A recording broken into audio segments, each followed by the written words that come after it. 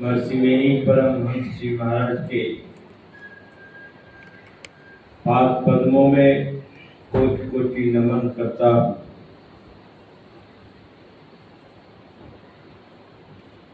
मस्तिष्क स्वरूप सद्गुरु महर्षि संत सेवी परमहंस जी महाराज के चरणों में भी नमन करता हूँ। यहाँ पर जितने भी आए हुए साधु समाज हैं, सत्संग प्रेमी साधक गण हैं और दूर में बैठे यंत्र के माध्यम से जो संतों के विचार सुन रहे हैं, सभी आदरणीय, सभी के चरणों में नमन करता हूं।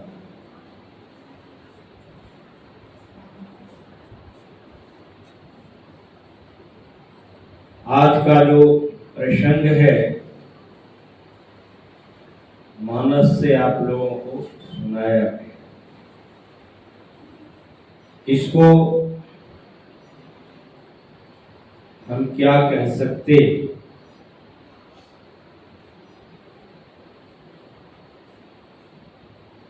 हमारा देश पंचायती राज कहलाता है, पंचायती देश कहलाता है। यहाँ पर पंच लोग होते और पंच के माध्यम से समाज की सेवा शुश्रूषा होती है। समाज को शांति सुख प्रदान करने के लिए जितने भी पंच लोग हैं तत्पर रहते हैं। चाहे देश लीजिए, राज्य लीजिए, समाज लीजिए, परिवार लीजिए, यदि इस शब्द में एक सम्मत होता है, मेल होता है, जिस परिवार में प्रेम है, एकता है, वह परिवार आदरणीय होता है, उसका सम्मान होता है। जहां भी जाएंगे उसका जय जयकार की जाती है। उसी तरह से जिस गांव में, जिस पंचायत में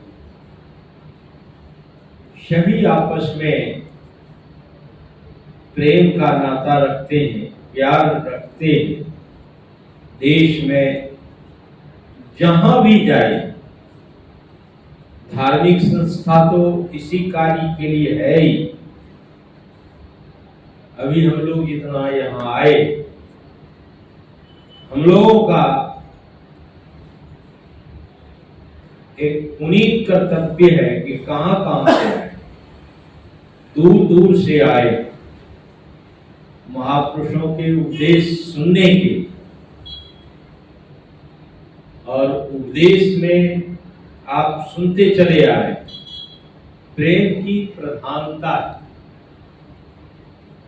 जहां प्रेम की प्रधानता नहीं है, वहां द्वंद्व है, वहां हर तरह का कलह कचकच है। इसलिए संतों का ख्याल है, भगवंतों का ख्याल है कि आपस में, चाहे हम दो ही सदस्य हैं घर के, चार ही सदस्य हैं, तो आपस में विचारों को मिलाकर चलते हैं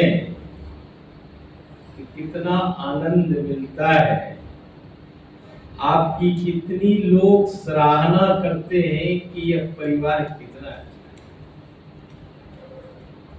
इस परिवार के प्यार और प्रेम में देखकर दूसरे परिवार के लोग, दूसरे समाज के लोग भी प्रभावित हो। तो संतों का यही ख्याल रहा है सदैव कि सबको एकता, सबको प्रेम के सूत्र में बांधने का प्रयास करते हैं। सभी हम एक, और हमारे परमाराध्य सद्गुरु महाराज की क्या महिमा की है। हमारे संत सद्गुरु महर्षि में ही परमहंस श्री महाराज ने ऐसे प्रेम के सूत्र हम लोगों के सामने दिखाते चले आए कि आपस में सभी हम एक, लेकिन अज्ञानता के कारण हम अपने को अनेक समझते बूझते हैं। मैं बराबर प्रसंग सुनाता, ये ऋषिकेश के आ जाता है मौका। एक राम भक्त थे और ये शिव भक्त। वहां मैं भी संत मत के थे। जाना सबको कहां था? चारों धाम जाना था, पैदल चलना जाना था। यही काली कमली वाले से पर्ची लेना था। पर्ची किस लिए? रास्ते में खाने पीने की इंतजाम था काली कमली वाले। तो वहीं पर्ची के लिए गए थे। तो राम भक्त और शिव भक्त दोनों में चर्चा चली, और जब चर्चा चली तो राम भक्त कहते हैं कि भगवान शिव से बड़े हमारे राम, और शिव भक्त कहते हैं कि नहीं, राम से भी बड़े शिव हैं। बेस था साधु का आपस में इस तरह से। अब बहुत सारे लोग से तू में होने लग गया। अब ऐसा हो गया कि उसका झोटा वो खाएगा और उसका झोटा वो खाएगा। मैंने वहां कहा कि भाई आप लोग क्यों झगड़ रहे हैं, बताइए तो। बोले राम बड़े, वो कहा नहीं शिव बड़े। उनके लिए झगड़िए नहीं, आप लोग समाज को सद्ज्ञान, सद्विचार और प्रेम के सूत्र में बांधने के लिए आपका यह वेश है। खुद आप झगड़ रहे हैं तो क्या होगा समाज? तो उन्होंने कहा कि महाराज आप ही बताइए, राम बड़े हैं कि नहीं है, उगा शिव बड़े हैं कि नहीं है? उनके सुनिए, आप भी राम के पास में जाइए, पूछिए जाकर राम, भगवान राम से कि आप बड़े हैं कि शिव जी बड़े हैं? राम के पास में जाना इतना सरल थोड़ी है। और शिव भक्त को भी मैंने कहा कि आप भी जाइए भगवान शिव के पास में, उनसे पूछिए कि आप बड़े हैं कि भगवान राम बड़े हैं। भगवान शिव के पास में जाना इतना सरल आप समझते हैं? मैंने कहा लड़ाई झगड़ा करना सरल समझ रहे हैं आप? अब क्या कर रहे हैं? समाज को क्या देंगे आप? तब मैंने कहा कि देखिए, संत और भगवंत हम जीव के कल्याण के लिए वह रास्ता बताने के लिए आए और आते रहते हैं। उन रास्ता को, इस ज्ञान को अच्छी तरह से सुनिए और समझिए। जब अच्छी तरह से सुनिएगा, समझिएगा, अमल करिएगा, तो आपका यह द्वंद्व मिट जाएगा, प्रेम हो जाएगा। तो हमारे परमाराध्य सद्गुरु महर्षि परमानंद जी महाराज ने यही सीख जहां भी गए, किसी का खंडन नहीं किया। हमारे गुरुदेव ने खंडन नहीं किया और मंडन किया ज्ञान से कि हम सब एक है, दो नहीं है, हम लोग सब एक। तो अभी जो पाठ करके आप लोगों को सुनाया गया वह आज ऐसा ही प्रश्न। कौन कौन पंच में है? भगवान शिव, अज है ब्रह्मा, शिव, अज, सुख, सुखदेव मुनि, शनकादिक हैं, नारद हैं, और भी जितने ब्रह्म विचार में प्रवीण जन हैं, सबका मत क्या है? एक भुसुंडी जी गरुड़ जी से कह रहे, गोस्वामी जी हम लोगों से कह रहे, सबका मत क्या है? विचार क्या है? करिए राम पद पंकज नेहा। गोस्वामी जी को रहा नहीं गया, गोस्वामी जी ने और भी पंच को, शास्त्र रूपी पंच को भी लाया। श्रुति पुराण सदग्रंथ कहाई, रघुपति भक्ति बिना सुख नहीं। वेद को भी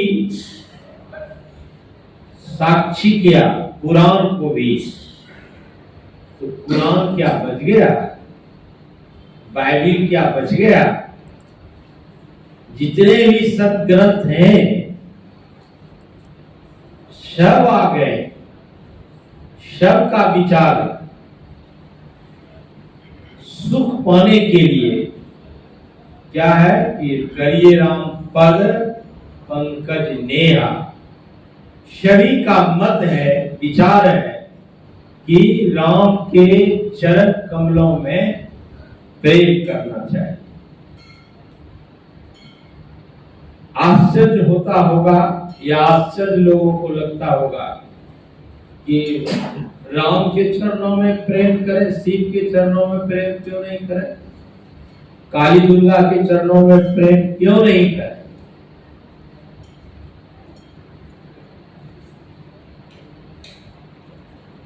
तो इसकी एकता के लिए गोस्वामी जी ने या भुसुंडी जी ने गरुड़ जी को जो समझाने की चेष्टा की है, हम लोग भी इस विचार में इतना सहमत हो जाए, हमें भी यह ज्ञान भरपूर हो जाए, तो वास्तविक में राम के चरणों को समझ पाए कि राम का चरण कमल क्या है? राम का चरण कमल क्या है? जो त्रेता में राम आए थे, वह जो चरण था, वह चरण से तात्पर्य यहां नहीं है। हमेशा ख्याल रखिए, जो त्रेता में राम आए थे, उस चरण से तात्पर्य नहीं है। अध्यात्म है, अध्यात्म में वह चरण की महिमा है जो चरण पंकज के समान है, कमल के समान है। अब कहिए, गुलाब को तो नहीं जोड़ा कि भगवान राम का चरण गुलाब के समान थे। पंकज शब्द से जोड़ा है, कमल शब्द से जोड़ा है। तो जो चरण कमल के सदृश है, क्या वह कमल का सदृश लाल लाल है, या और तरह के कमल बहुत तरह के होते हैं, लेकिन वह कमल का बनना कहां से होता है? कीचड़ से। और उसी कीचड़ में जो जल है, उसी जल में वह फैलता है, फूलता है। लेकिन जल के एक बूंद भी उस कमल के पत्तों पर ठहर नहीं सकता है, जिसको जल कमलवत कहते हैं।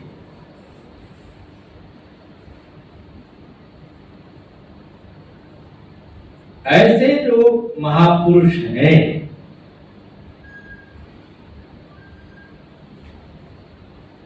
जो संसार में रह करके, क्योंकि हम भी राम के संतान,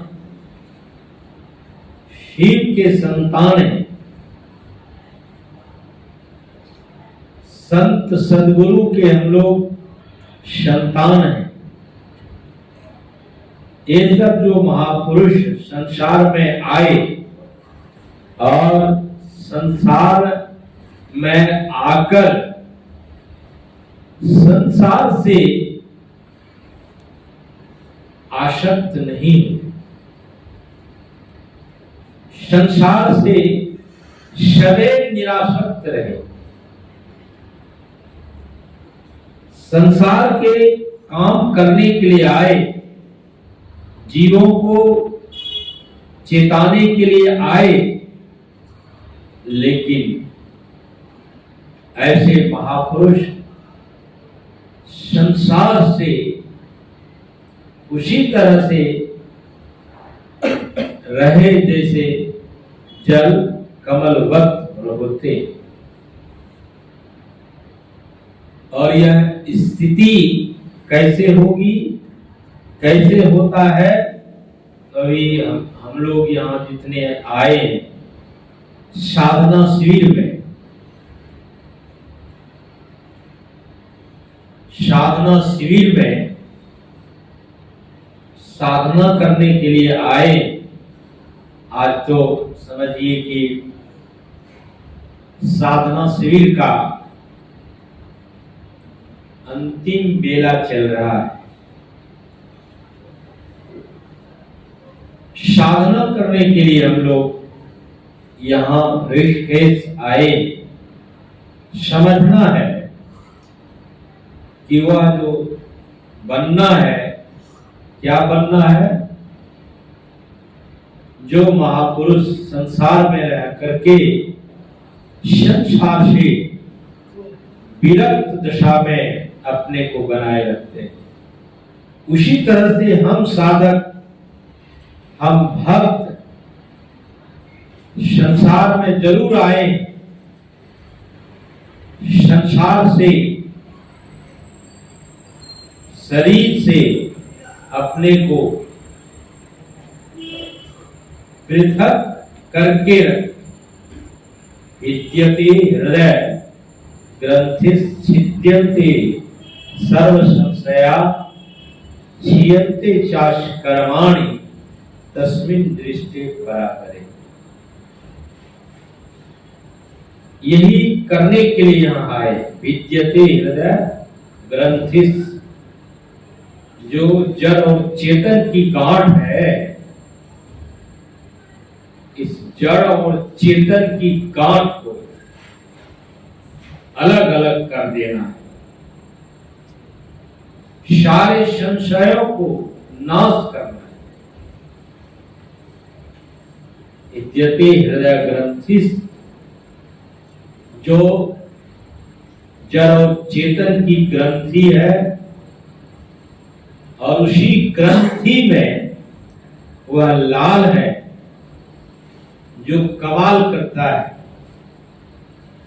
वह लाल ऐसा लाल है जिसको पाकर जीव मालो माल हो जाता है। तो वह लाल कहाँ है?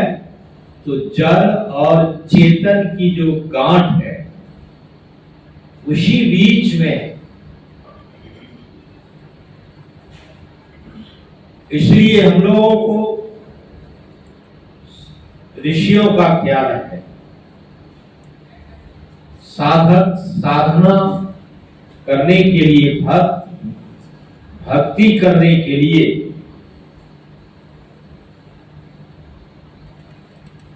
आए हैं और करते रह रहे हैं। तो इस ज्ञान को अच्छी तरह से जानना चाहिए। कहीं कहीं पर आया है कि राम का चरण क्या है। राम का चरण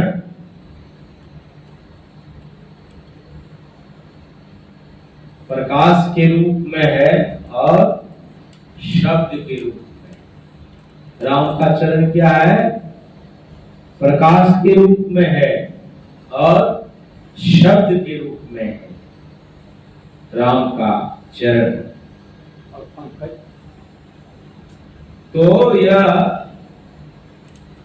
जो राम का चरण है, प्रकाश और शब्द के रूप में, जो ऐसे महापुरुष होते हैं जो प्रकाश और शब्द के अन्वेषण करने वाले या अन्वेषण करने वाली होती है, वास्तविक में वही जड़ संसार में रहकर, शरीर में रहकर जल कमलवत बने हैं। ऐसा ही क्या। अब विचार करिएगा कि यह प्रकाश और शब्द का जो अनुसंधान है, खोज है, बहुत सारे यह वैदिक धर्म में ऐसे ऐसे संत महात्मा हैं, इसी प्रकाश और शब्द की खोज के लिए, अन्वेषण के लिए बहुत बहुत तरीका अपनाया, बहुत तरह का तरीका अपनाया। कोई उंगली से जप करते हैं, कोई माला से जप करते हैं, कोई तुलसी माला से जप करते हैं, कोई रुद्राक्ष की माला से जप करते हैं, कोई बोल बोल करके जप करते हैं, कोई मने मन मंत्रावृत्ति करते हैं। लक्ष्य क्या है? ये हमेशा लक्ष्य को नहीं भूलना है। लक्ष्य क्या है? प्रकाश और शब्द लक्ष्य है, और इसके ऊपर जो लक्ष्य है वह परम प्रभु परमात्मा है, वह परम तत्व है। तो क्रमशः एक लक्ष्य के बाद दूसरा लक्ष्य, दूसरे लक्ष्य के बाद तीसरा, इसी तरह से जो लक्ष्य है उस लक्ष्य को लक्षित करते हुए आगे बढ़ना है। और जब धीरे धीरे आगे बढ़ते चलेंगे तो वह जो परम तत्व है वही परम तत्व हम भी है। इसलिए जितने भी महापुरुष आए सबों ने क्या कहा? करिए राम पद पंकज नेहा। सभी कोई राम के चरणों में प्रेम करे। और यह प्रेम कैसा होता है? अभी जो आप सुन रहे थे, श्रुति पुराण सद ग्रंथ कहाई, रघुपति भक्ति बिना सुख नहीं। कहते कहते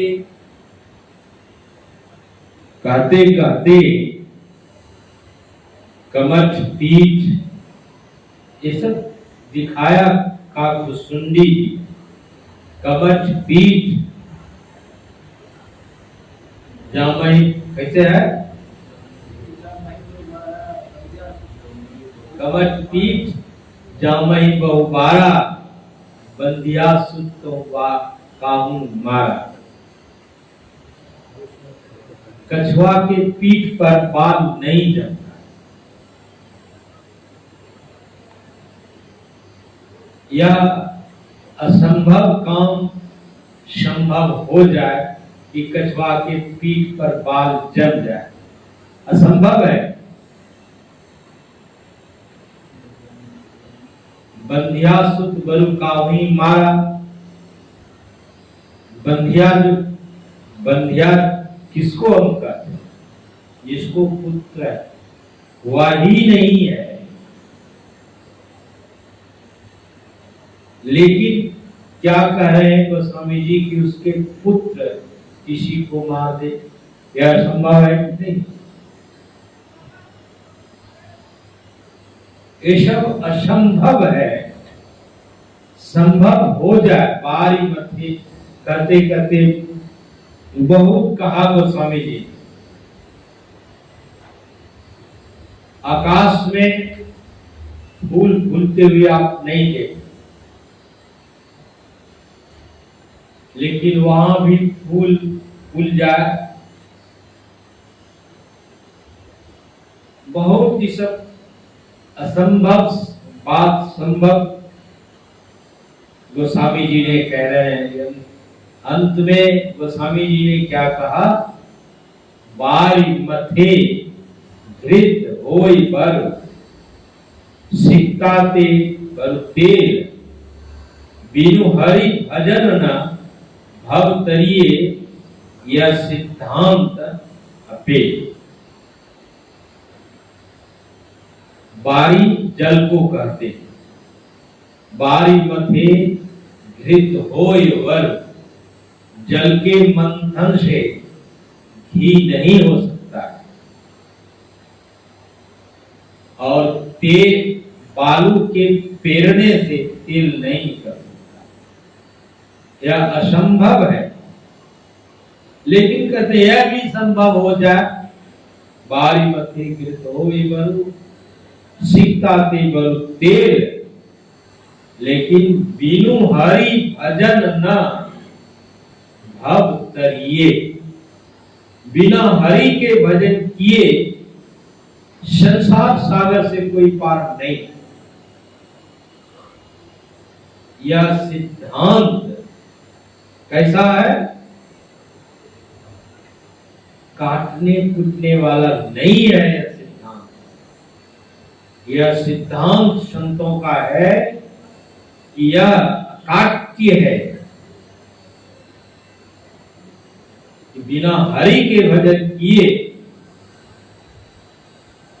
कोई सुख नहीं पा सकता है। तो चलिए मैं वहां ले जा रहा हूं फिर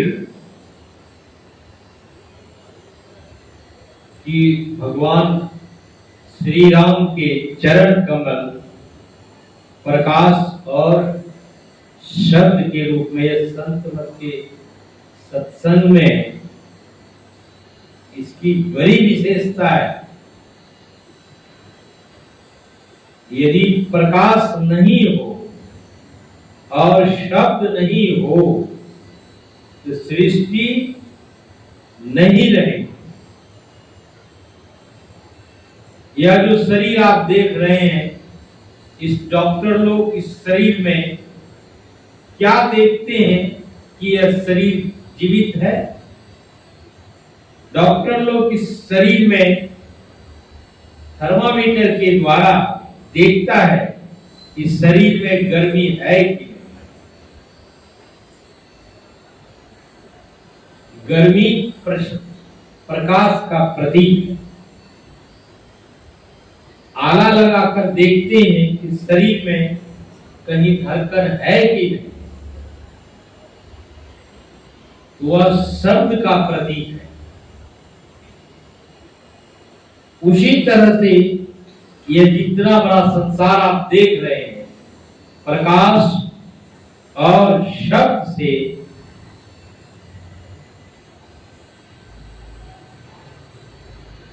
यदि प्रकाश और शब्द को हम निकाल देंगे, यह संसार नहीं रहेगा, यह संसार विनष्ट हो जाएगा। बहुत सा हमारे संत लोग सुनाते चले आ रहे हैं। हमारे संत सेवी परमहंस जी महाराज सुनाते, जिस मजहब, जिस संप्रदाय, जिस रिलीजन में प्रकाश और शब्द का ज्ञान नहीं सुनाया समझाया जाता है, तो वह संप्रदाय, वह मजहब, वह रिलीजन कैसा है? मृतक, मरा हुआ है। जबकि सारे शब्द ग्रंथों में, चाहे वह बाइबिल हो, पुराण हो, वेद हो, उपनिषद हो, गीता हो, रामायण हो, जितने भी सदग्रंथ हैं, सभी सदग्रंथों में प्रकाश और शब्द की चर्चा है। लेकिन क्या है, लोग या कथाकारक इस प्रकाश और शब्द को छूते तक भी नहीं। राम का जन्म हुआ, कृष्ण का जन्म हुआ, मटकी फोड़ा, ना जाने कितने कितने प्रकार की बातें कर करके लोगों को रिझा लेते हैं। आनंद देते हैं, लेकिन यह आनंद कितना सटीक है? मटकी फोड़ दिया, रास लीला करा दिया, चीर हरण करा दिया, सब बहुत सारी बातें कर रहा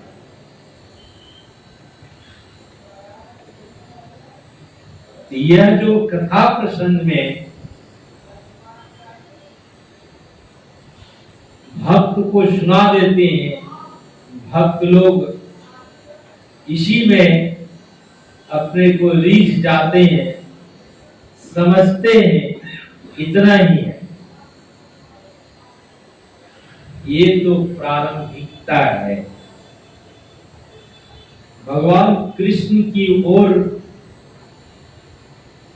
इस कथा के माध्यम से भगवान कृष्ण की ओर जाने का प्रेम जगता है।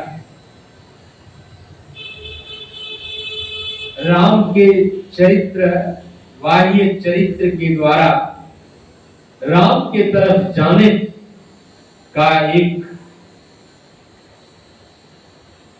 क्या कहें रास्ता है, लेकिन संतों का श्रेष्ठ प्यार है। इतना ही मैं अपने को संतुष्ट कर लेना, ये भक्तों का ऐसा ख्याल नहीं। यों तो आप लोग सुनते चले आते,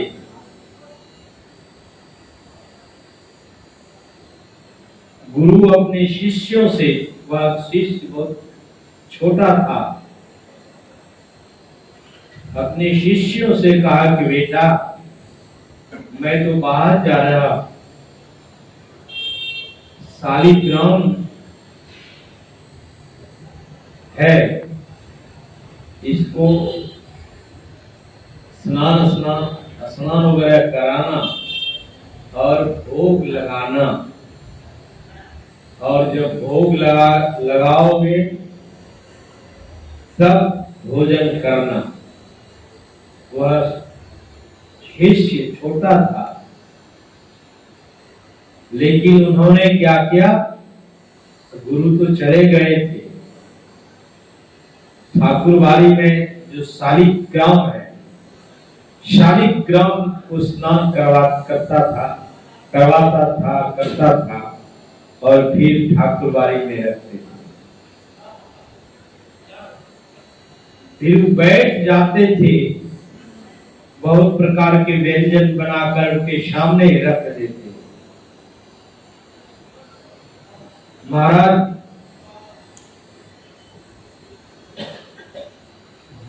भोग लगाइए, खाइए, तभी तो मैं खाऊंगा। पत्थर कहीं खाता हो, कहीं देखे हैं पत्थर को खाते हुए? भारी झंझट है वो, लेकिन गुरु का आदेश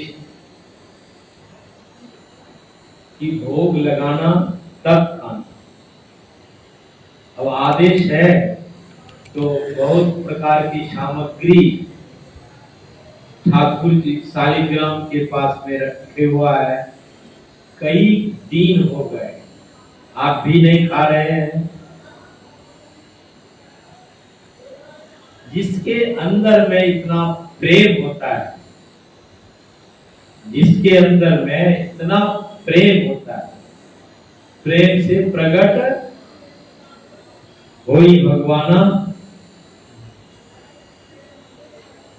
तो इतना प्रेम है उस बालक को। कई रोज भूखे हैं, हम लोग तो भूखा रह भी नहीं सकते। कितना प्रेम है कि जब तक प्रभु खाएंगे नहीं तो हम कैसे खा सकते? तो उसमें भी गुरु का आदेश है। भगवान को रहा नहीं गया, कथा प्रसंग में आया है, भगवान को आना पड़ा। किस रूप में आना पड़ा? शालिग्राम के रूप में आना पड़ा। किस रूप में आए? यही पंच भौतिक शरीर में आए। और आए तो बहुत प्रकार जो नैवेद्य बना के रखे थे, खाना शुरू कर दिया। कथा में आया कि खाते खाते अब देख रहा बालक, कहा कि महाराज क्या दिन से मैं भूखा हूं, सब आप ही खा जाइएगा। अब यह भी ऐसा भी प्रेम है कि सब आप ही खा जाइएगा। उससे छीनते हैं और अपना खाते हैं। अब रोज रोज भगवान यह पंचा भौतिक शरीर में ऐसा प्रसन्न है। और इसके लिए हम अपने परमाराध्य सद्गुरु महाराज के लिए ही करते हैं। प्रेम के वश जो इष्ट होते हैं उसको कोई न कोई रूप धारण करके उनको आना है। लेकिन क्या इससे कल्याण, सुख, शांति मिल जाएगा? आवागमन का चक्र छूट जाएगा? नहीं छूटेगा। इसलिए इस आवागमन के चक्र से छूटने के लिए यह जो बिंदु है, नाद है, बहुत सारे लोग कहते हैं कि संत मत वाले बिंदु और नाद और बिंदु की सारी बातें करता है। वास्तविकता है बिंदु और नाद, प्रकाश और शब्द ही वास्तविकता है। हमारे ऋषि क्या कहते हैं? बिंदु नाद महालिंगम,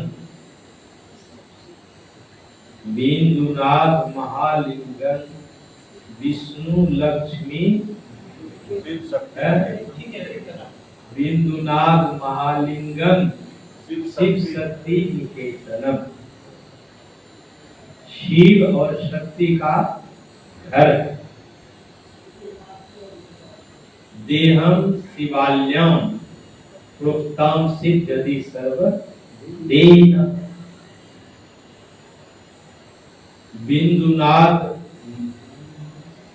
महालिंगम विष्णु लक्ष्मी निकेतन देहम विष्णु बाल्यम प्रोक्तम सिद्धि सर्वदेव। अब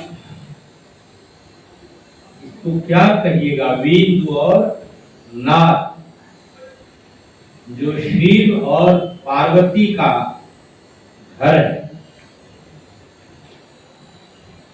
अभी बिहार में यहाँ भी नीलकंठ, लोग नीलकंठ महादेव जाते, वहां भगवान शिव की प्रतिमा बनाया हुआ। कैसा प्रतिमा बना हुआ है? लिंग का प्रतिमा बना हुआ। बहुतों को कुछ और ख्याल है, बहुतों को और तरह का ख्याल है। लिंग कहते हैं चिन्ह को। भगवान शिव के यह चिन्ह है। वह कैसा चिन्ह है? सूक्ष्म चिन्ह। दयानंद सरस्वती अपने माता के साथ शिव मंदिर में गए। दयानंद सरस्वती बचपन से ही तार्किक विचार के, ऐसा एक का संस्कार। तो दयानंद सरस्वती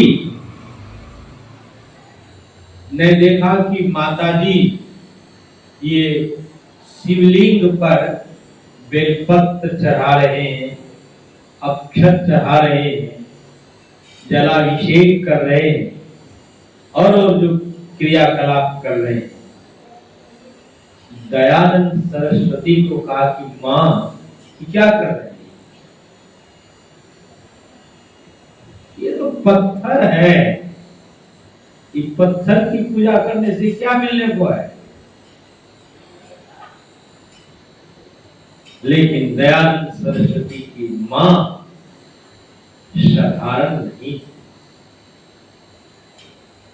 उन्होंने दयानंद सरस्वती को समझाया कि बेटा यह पत्थर नहीं है,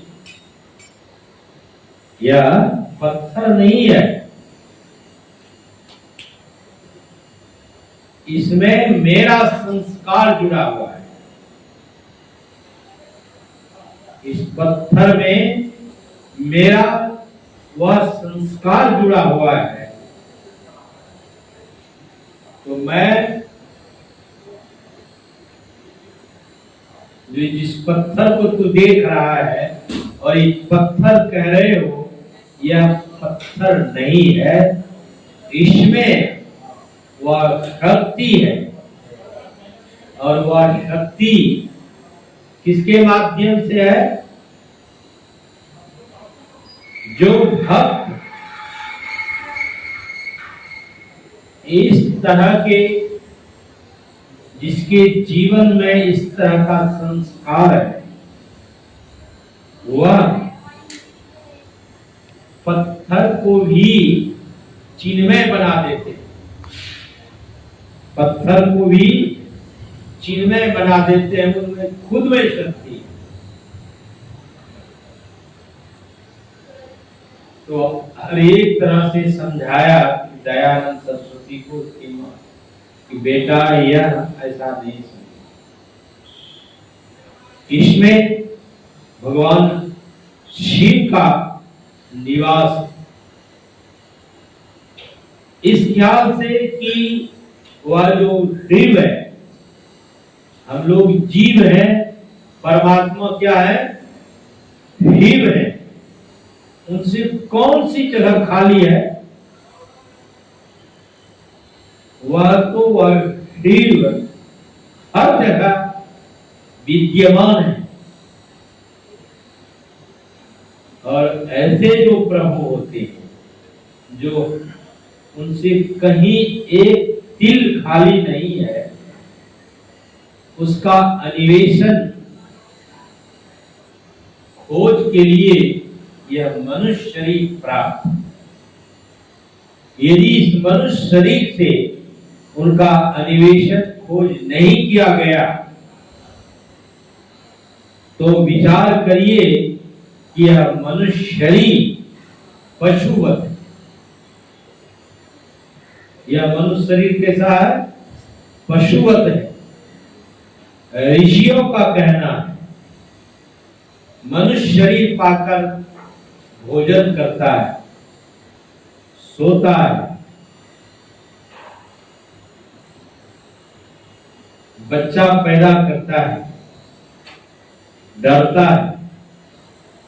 ऋषि कहते हैं आहार, निद्रा, भय, मैथुनन च शामान मेतत् पशुभिर नरानाम। समान शरीरधारी जीव में यह क्रिया हो रहा है। चींटी से लेकर हाथी या जितने भी शरीरधारी जीव है, कौन सी क्रिया हो रही है, भोजन करना, सोना, डरना और बच्चा पैदा करना,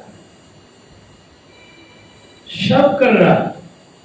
हमारे ऋषि कहते हैं कि वह कैसा है,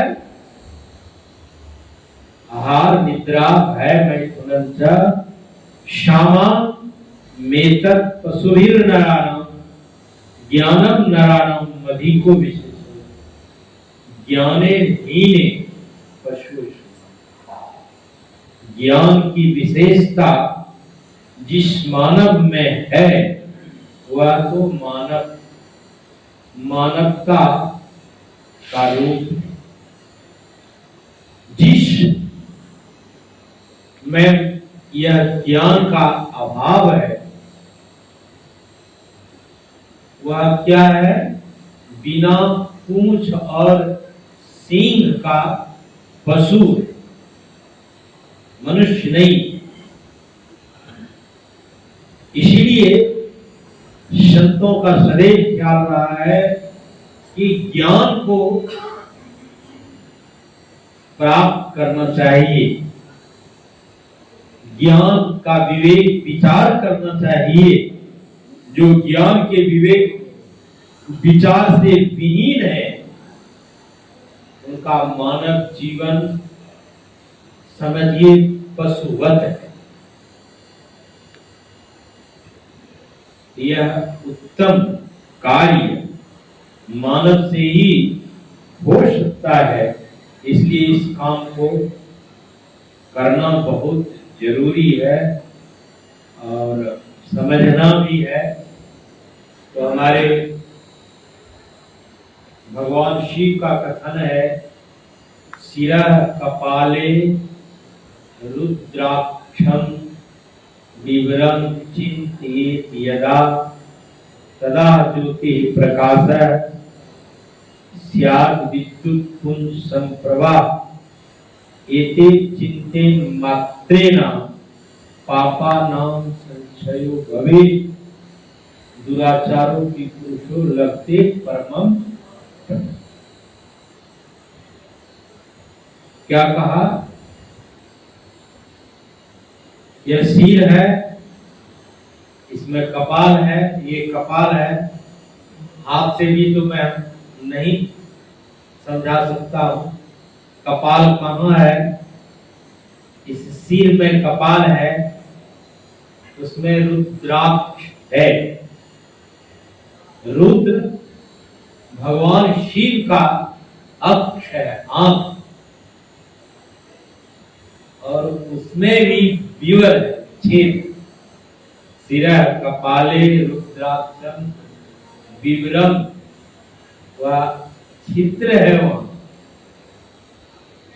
कैसा वह चित्र है? जो इसका चिंतन करते हैं,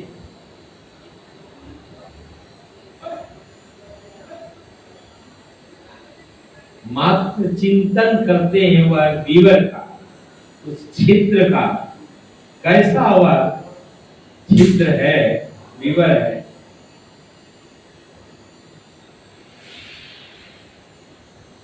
इसलिए ऐसा वह विवर है। संत कबीर साहब ने भी कहा,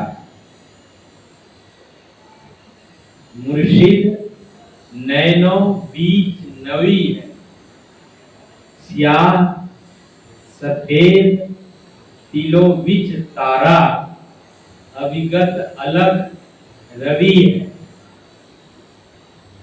आँखी मध्य पाखी चमके, पाखी मध्य द्वारा, यही द्वारे दूरबीन लगावे, क्या हो जाएगा? उतरे भवजल पार। संतो गायक जो भगवान शिव कहते हैं वही संत कबीर साहब। सारे संतों का यह ख्याल है कि वह जो प्रकाश है, शब्द है, उसका अन्वेषण करना चाहिए। जो इसका अन्वेषण करता है या करती है, वह मानव जीवन को सार्थक है। इसलिए अंतिम में आप सुन रहे थे, ब्रह्मा को मच्छर बनाते हैं। कौन मच्छर बनाते हैं? मसकई करई बिरंची प्रभु, अजहु मसकते ही, अस विचार तजी संशया, राम भजहि प्रवीण। प्रभु ब्रह्मा को मच्छर बनाते। आश्चर्य है कि नहीं?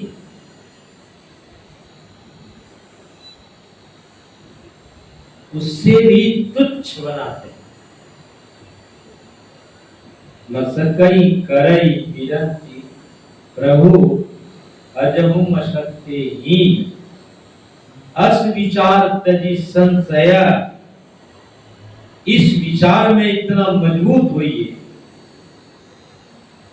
कि जो वह राम के चरण है, प्रकाश है, शब्द है, उसमें अपने को इतना मजबूत करिए